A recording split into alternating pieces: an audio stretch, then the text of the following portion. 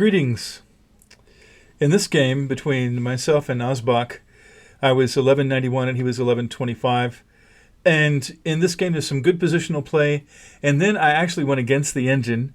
I didn't know it at the time, but I went against the engine and I started taking a bunch of pawns. And that actually caused me to win the game, even though the engine said it wasn't a really good idea. So let's get right to it.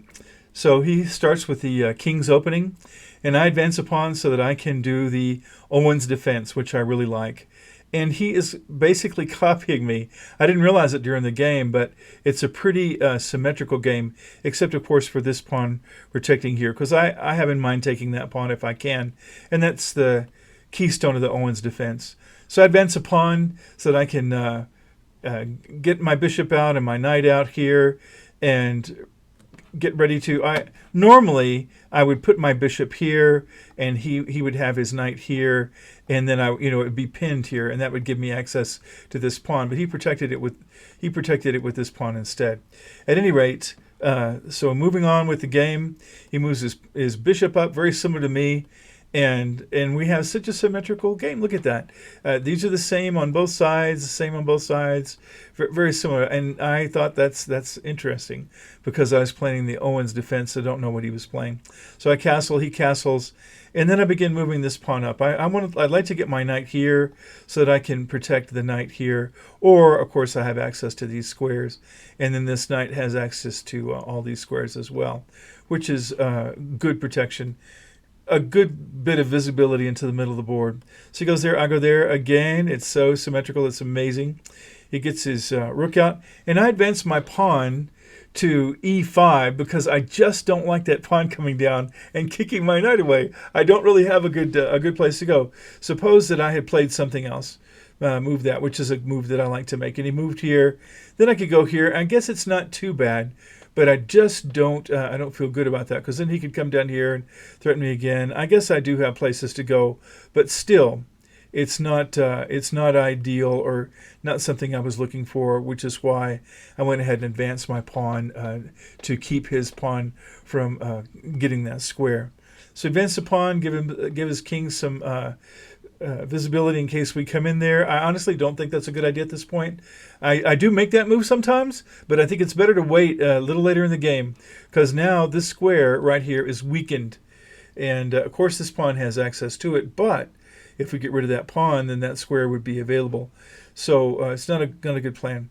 So I do advance the pawn on the edge to a5, and I like to create a storm really on both sides, but sometimes if you have a lot going on one side, if you do something on the other side, it gives you an advantage, which I hoped here. He took my pawn. I didn't realize what he would do. Look at that. I go here. I go to h5, and he takes my pawn at e5, and that gives him visibility to this knight. And I can either just lose the pawn, or I can go ahead and trade the knight and let him have my knight. I decided to go ahead and trade the knights and let him have it. And then I moved my knight up. And what I did, when you move a piece, you need to look and see what in the world you're weakening when you move your piece, because your piece is doing something.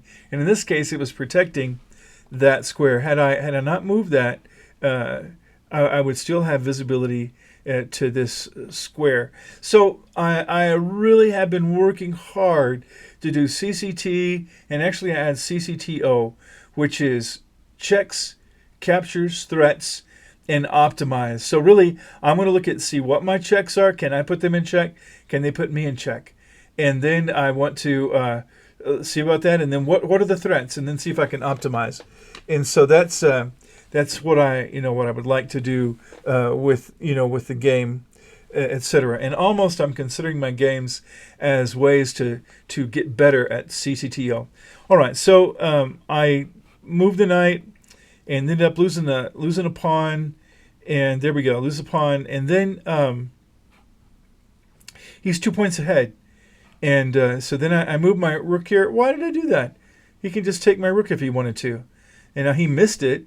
I don't know why he missed that, because he could have got a couple more points ahead, but he took my knight. I take his bishop, which of course is letting me threaten this rook, and he puts a pawn here to stop that, which is considered a great move by the engine. That is a good move. So I moved my bishop down. The engine thought I should have moved it up there, but I had in mind playing around with this file, maybe taking control of it. So he takes this bishop, and I take back. He's still 2 points ahead, and now he's threatening my rook. So I just move it out of the way. I could have moved my rook. I could have moved it over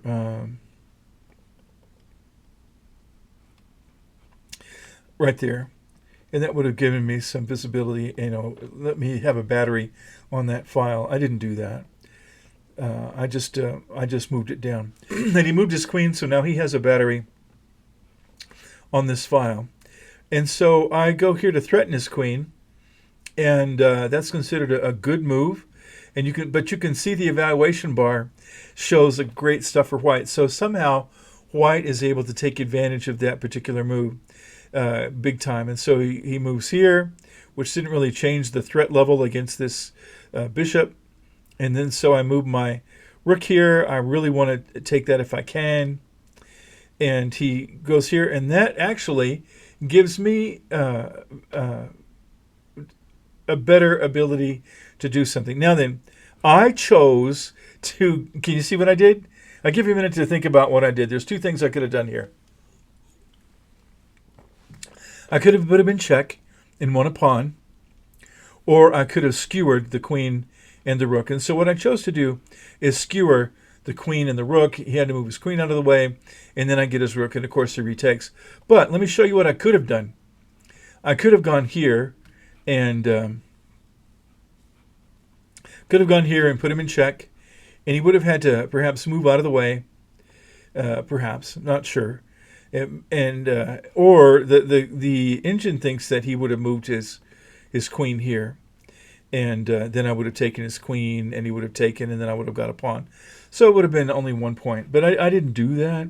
As a matter of fact, what I did, which the engine recommended against, really, is I went ahead and skewered the queen and the rook, got the rook, and that made everything even again. So I moved my queen up, and I'm eyeing this area over here because these pawns look like fair game to me. So I'm going to go pawn hunting. So he has some pieces advanced to do a pawn storm against my king, but my kings, I haven't moved these pawns at all, which is a great strength. And then I have both my rooks on the bottom row here, so I think I'm doing pretty good. So he moves his king out of the way, and I move my queen up here, which the engine does not like very well.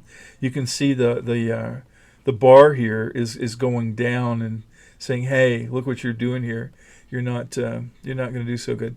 But at any rate, he moves his pawn down, and then I advance a pawn. One of the things that I've been doing a lot of is advancing my pawns. Instead of taking automatically, I just go ahead and advance, and that sometimes gives me an advantage. The engine thinks I don't have. So there's something here that it's kind of like a puzzle. When you do a chess puzzle, there's something that could have happened here that would have made white even better. I don't know what it is, what move that would have been. But he moves his queen back, which is not good, and that says I can pick up a free pawn. So of course that is what I did, or what I certainly that was certainly my plan, was to pick up a free pawn, and then he moves down his pawn, and this pawn is protected. I can't easily take it anymore, but that's okay. I just take another pawn. I'm having me a pawn hunting party.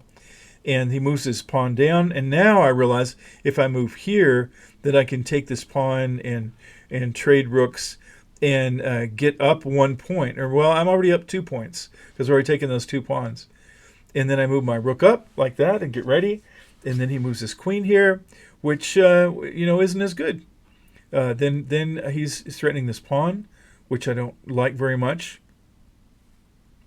And he is protecting this pawn. So now this pawn is protected twice, and I have it twice. So as you know, if there's 2 defenders and 2 attackers, the defender's going to win if somebody attacks. So it's not advantageous to do that. So then when I take this pawn at b3, and I'm protecting this pawn here, and he can't take it anymore. So he moves his queen back where it was. I don't think that was a very good plan on his part. And then I take and takes and trade, and I had that in mind. I wanted to make the trades, but that gives him the ability to put me in check. So I move out of check, and he puts puts pressure on me here, and I move my queen up, and then he puts me in check. And I move out of check. I move down. He puts me in check again. I put the rook in the way. He puts me in check again. I move out of the way, and I was just, very careful to make sure he didn't have a way to put me in check and threaten my rook at the same time. So now I'm hidden back in the corner, and it's a bit risky, but there I am, hidden in the corner. So he comes back down to threaten my rook, and I put my queen down to protect it, which makes this pawn weak again. So he moves down, and I move my rook here, and he resigns at that point. Why does he resign at that point? Well, here's why. All I have to do is start advancing this pawn.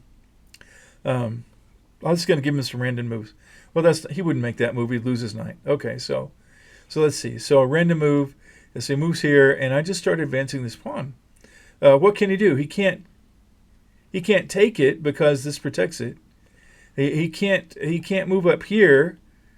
He really can't. I mean, he could trade queens, but that wouldn't help him any. So I could have just kept advancing that pawn. And if he moved his king down, I just had keep advancing the pawn. So give him some random moves, and keep advancing the pawn. And then, of course, I would quickly get a queen and then be far ahead in the game, and that would give me 12 points ahead. And unless I really messed it up, I'd win the game. So I really like that. Let me know what you think about that, and what do you think about checks, captures, threats, and optimization. That's kind of the thing I'm going on. Of course, something else I do all the time is I set on my hands. So I actually have a little piece of paper that I put in front of my game. I don't know if you can read it. It just says checks, captures, threats, optimization, CCTO, and set on hands, SOH. And to take is a mistake, TTM. It's not always a mistake. Just be careful. Don't accept a Greek gift. You'll be sad. Thanks for watching.